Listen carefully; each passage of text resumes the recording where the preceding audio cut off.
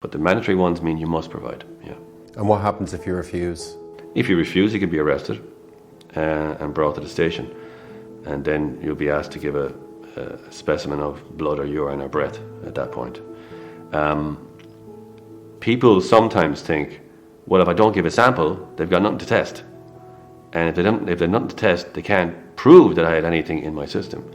And that's true, but if you fail or refuse to give a sample, you're going off the road for 4 years, which is the outside maximum. The maximum you could be ever put off the road for in drink or drug driving and blood, urine or breath is 3. But if you refuse, you get 4. It's really punished if you refuse. So the idea you might avoid it by not giving a specimen is absolutely disastrous. You'll get more than the maximum for that. So on urine, it's 68 to 107 is 6 months, 108 to 135 is 1 year, 135 to 200 is 2 years, and anything above 200 is a 3-year disqualification. And again, same as blood, it's set in stone. You can't change it. You can't get less. Once you fall within the parameters, you will be given the disqualification that's applicable to those parameters.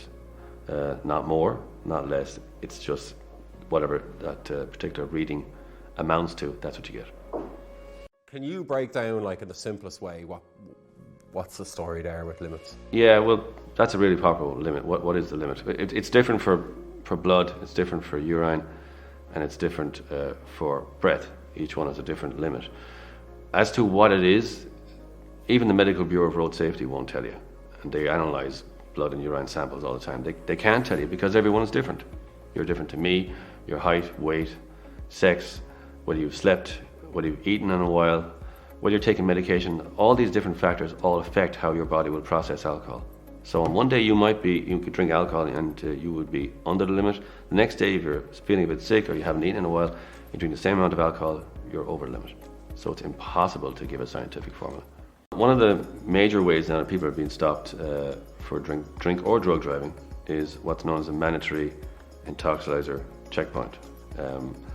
And these things are set up at specific places, at specific times, on specific dates. Guards are given permission in writing from an inspector, and the inspector will say that on this date, in this place, between the hours of 3 p.m. and 5 p.m. or whatever it is, I want a checkpoint set up. And so once they have that authorization from an inspector to set up a checkpoint, they're authorized to stop and get anybody to give a sample of their saliva, whether or not they think that person is intoxicated or otherwise. You could be perfectly fine, but they can ask you to provide a specimen of your saliva using a device that they give you, and you must provide it.